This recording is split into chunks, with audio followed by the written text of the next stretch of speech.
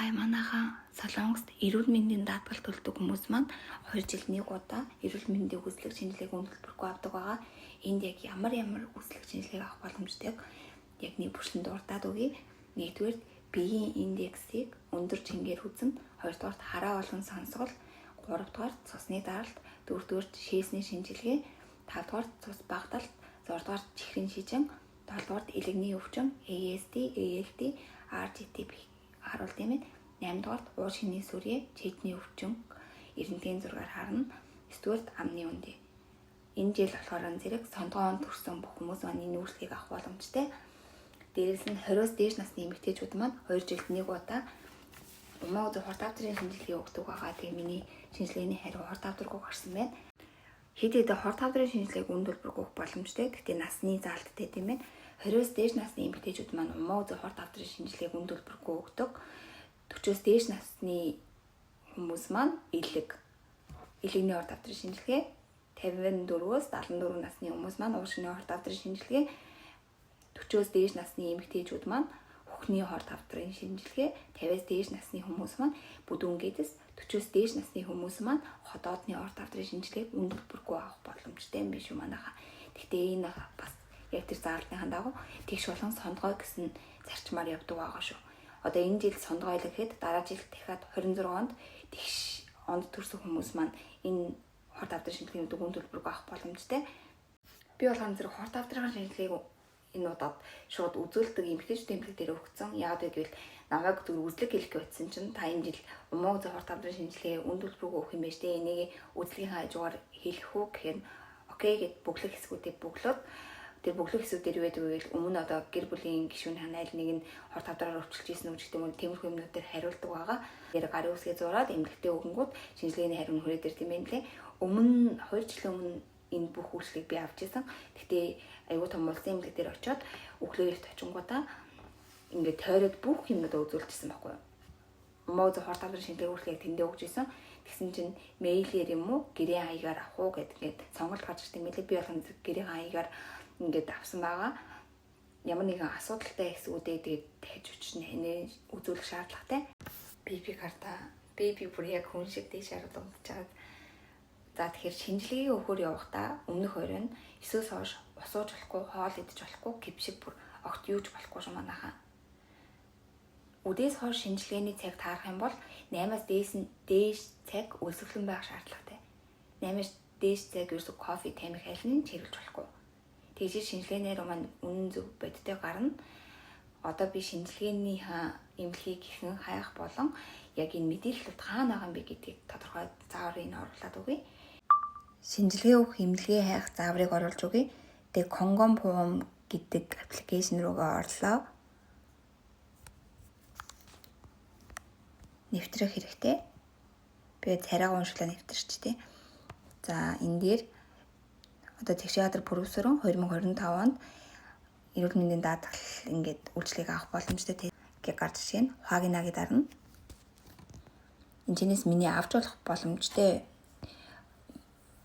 үзлэг шинжилгээнүүд маань юу вэ гэвэл Илбан гомжин, Куган гомжин, дээрэс нь Тагун Кёмбо гэдэг ийм хорт авдрын шинжилгээ өгсөн учраас сүгэн волио руу гарч иж байна. Эмнэлгийн хайхтаа хэрхэн яах вэ гэвэл шууд энэ хамгийн дээдлийн саарал дээр дарж байна.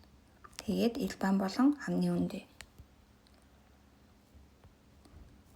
За энэ чи одоо амьдарч байгаа газар орлоод өгнө гэсэн.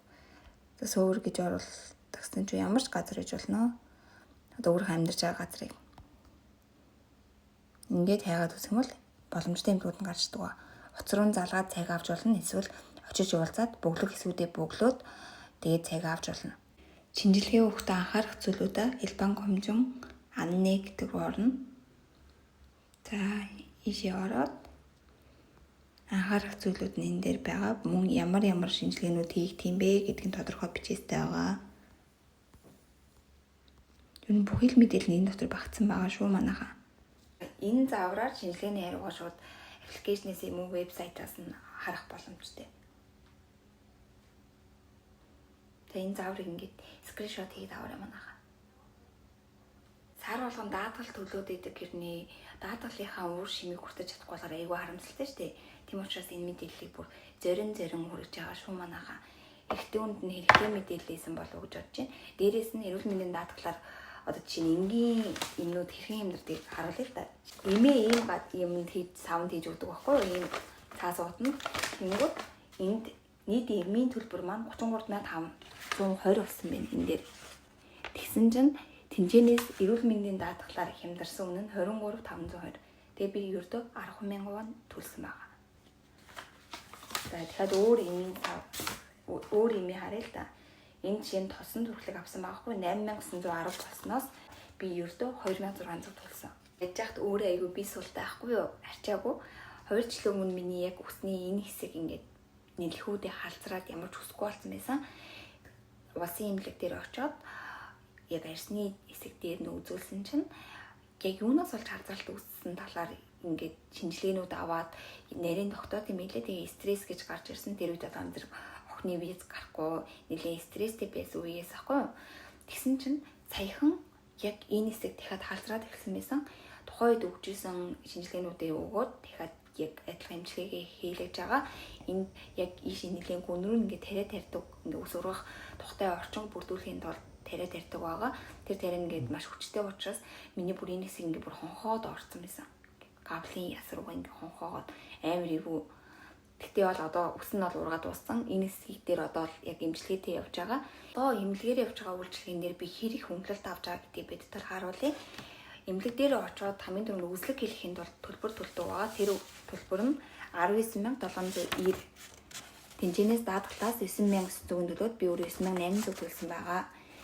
Тариагаа тариулаад эмчилгээ хийлгэсний дараа нийт үнийн дүн 42,430 вон. Энэчнээс 21,230 даатгалаас гараад би ердөө 11,400 төлсөн байгаа. Яг энэ мэтлэн даатгал бол хизээд хэрэгтэй байдаг. Би бол даатгалаа айлуулах их ашигладаг. Угаасаа ашиглахаас өөр аргагүй. Тэрнээс гадна шилбэ бом ч юм уу эсвэл шүдний бом ч юм уу ямар нэгэн байдлаар эрүүл мэндийн даатгалууд төлөөд байх юм бол төлсөн хугацаанаас шалтгаалаад авах хөнгөлөлт 100% төлбөрөө буцааж авах боломжтой. Авах хөнгөлөлтүүд нь ихсдэг байгаа шүү. Тэгэхээр ч юм бол хийж ирдэг учраас маш олон төрлийн даатгалуудад айлуулах хамрагдахыг хичээгээрэй манайхаа. Би одоохондоо л яг оюутны даатгал яг визтэй байхын тулд төлдөг 70,000 төгрөгийн даатгалаас өөр даатгал төлөхгүй байгаа. Тийм хэрнээл ийм их хэмжээний хөнгөлөлтийг эдэлж байгаа хангалттай. Гэхдээ цаашдаа удаан хугацаагаар амьдрах зорилготой байгаа хүмүүс маань айлуулах өөр даатгалуудыг ч гэсэндээ судалж үзээд бас хамрагдах нь чухал юм шиг санагдсан. Тэгээ өнөөдрийн бичлэг маань энэ хүрээд өндөрлөж байна. Хэрэгтэй мэдээлэлсэн бол олон хүндээс хуваалцаад өгөөрэй. Баяртай. Дараагийн бичлэгээр уулзъя.